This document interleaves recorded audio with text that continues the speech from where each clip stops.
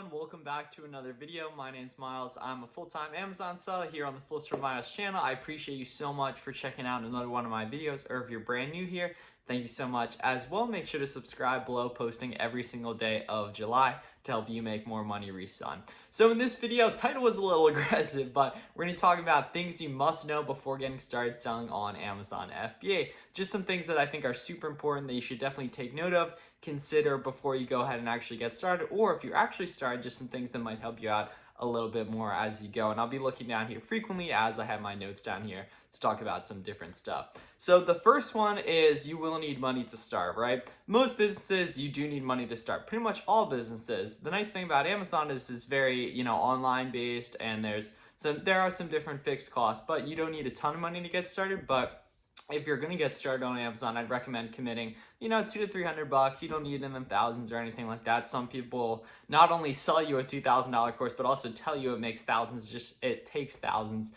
just to get started. That's absolutely not the case. Amazon seller plan is $40 a month, and I'm pretty sure you don't even get billed to start selling stuff, but you also want to have some money to go ahead and invest in product. And just like I said before, you'll want to actually go ahead and, really commit if you are going to get started on Amazon, because there's, a learning curve and everything. And not only you want to commit with your time, but also having some product, having some money to actually go ahead and get some product will be very helpful at the start as well. So definitely a few $100, you can go ahead and get started with, and that's specifically on Amazon. To get started reselling, you really don't need any money. You just need product, of which you can acquire free. I'm actually going to make some videos on how to get free product to go ahead and resell, but specifically on Amazon, I recommend you want to have a few $100 to get started with. Number two, it is not passive income. If you're watching this video, or if you checked out any like my Instagram content, you probably get hit with Instagram ads from people in Lamborghinis and private jets telling you about Amazon automation, passive income on Amazon. That does not exist. Selling Amazon is a real business. It's not passive income. Some people say like you're done once you go ahead and send the product to Amazon. Not necessarily the case. There's, occasional refunds. You want to be actively repricing. You have a repricer and all that, but it's not just hands off, like go chill on a beach, get money. No, like obviously it's a beautiful thing that you can go ahead and send products off to Amazon, and then they'll actively sell as long as you're pricing competitively and sending in the right product, but it is a real business and it is not passive income. Number three, so used books are a great starting point. If you're looking for a product to get started with, I would recommend used books. You can get them at thrift stores, library sales. I have a bunch of videos and actually some interviews on the channel with people who are selling books full time. I do not think it's actually a great endpoint though, at least for what I was looking to do. So I'd say get started with used books, but quickly transition into other categories, right? Toys, shoes, apparel, different kind of things that I sell, or many people have a lot of success with beauty and grocery products. It just depends. But if you're really looking to scale and build a real business, I definitely recommend starting with used books, but I wouldn't recommend trying to actually scale them, because in my opinion, at least, obviously there's people that do everything at scale. It's not the best type of product to sell to actually go ahead and scale. I'd recommend like online arbitrage, wholesale for those kind of models if you're really looking to do serious numbers each and every single month.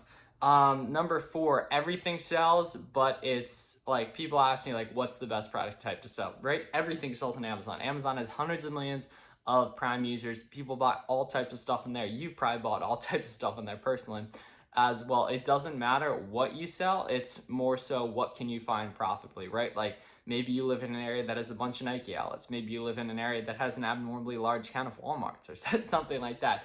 But it's not what types of products you sell.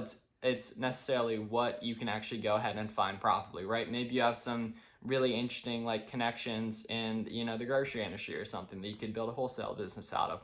So it's not necessarily like what type of product is the best to sell. It's more so just what you can go ahead and find profitably, right? Because it doesn't matter, like I have no idea what like the best type of selling products are on Amazon, but like let's say theoretically it's beauty products, right? But if you can't find beauty products profitably, then it doesn't matter if people are buying them a lot if you have no margin for where you can effectively source them, right?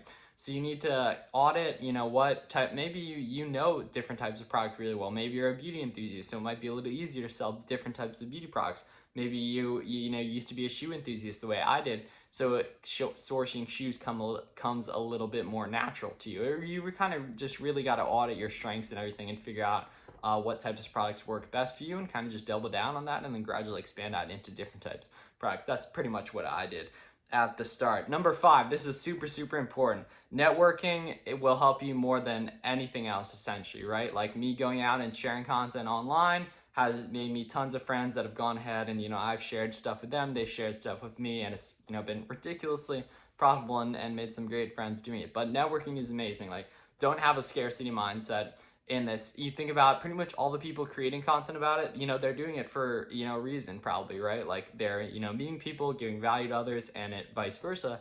They're getting value back to themselves, right? Like I think I give a lot of value on here. I've been posting consistently for 2.5 years at this point, and I would say the value I've gotten back is incredible. Like in the network I've built, in the different relationships and different partnerships that have come out of it. I'm just really excited to give out these different things and vice versa, and build some great relationships and get to make a lot of money doing it. But having a scarcity mindset that, oh, someone's gonna steal your methods and everything, trust me, like there's enough for us to eat. Like Amazon's the biggest e-commerce platform in the world. They have hundreds of millions of monthly customers paying for Prime. That's insane that they have that many customers, and there's truly enough for us to win. And you'll get a lot of value out of building friends, building relationships with other Amazon sellers, because it's very hard to find people. Like you probably know no one in like your real life, right? Like outside of online and like social media and stuff that does e-commerce, right? It's very rare, it's very unique. But online there's massive communities of people doing exactly what you want to be doing in the respective spaces of social media, e-commerce, different business models, entrepreneurship in general. So you'll get a lot of value out of going ahead and actually getting into these communities, sharing what you know, and vice versa. You'll be able to network with like-minded people, and it'll take you far. It's definitely taken me far as well. Okay, so number 6, product is the most important variable in reselling by far, right? Your capacity to go ahead and get profitable products will ultimately determine your success, right? Success, the amount of action you take, the amount of hustle you have, all that. And then after that, capital comes into play, going in at actually how much capital can you get access to, whether that be credit, actual cash, and all that. Number 7, extra margin is very doable and will take you far, right? Like I spend multi 6 figures a year, hopefully getting into 7 figures a year next year on inventory, right? And even 1% of that is an extra 10 grand if you're, spending $1 million on inventory. And obviously that's not like $1 million in profit or whatever, but that's a different story. But Rakuten, high rewards credit cards, different loyalty rewards accounts with different sites will all add tons of extra, essentially free money, obviously not free money, but to your margin, and is amazing. Like my Q2 check from Rakuten was, I think, $2,300, which is, that annualized close to $10,000 a year, which is insane just for online arbitrage purchases and running my spend through the Rakuten cashback portal or app.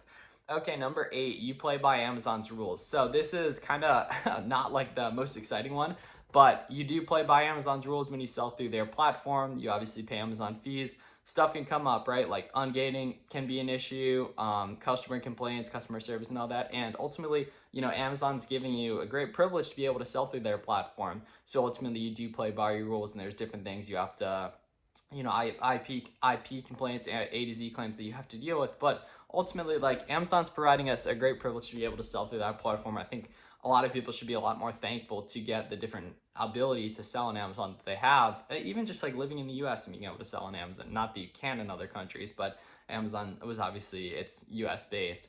So it's the most established here in my opinion. So it's a great privilege to be able to sell on Amazon. I think a lot of people should be a lot more thankful for that. And ultimately you do have to play by Amazon's rules and have to deal with ungating, IP complaints, all that. But ultimately, it is a very amazing thing to be able to sell through Amazon.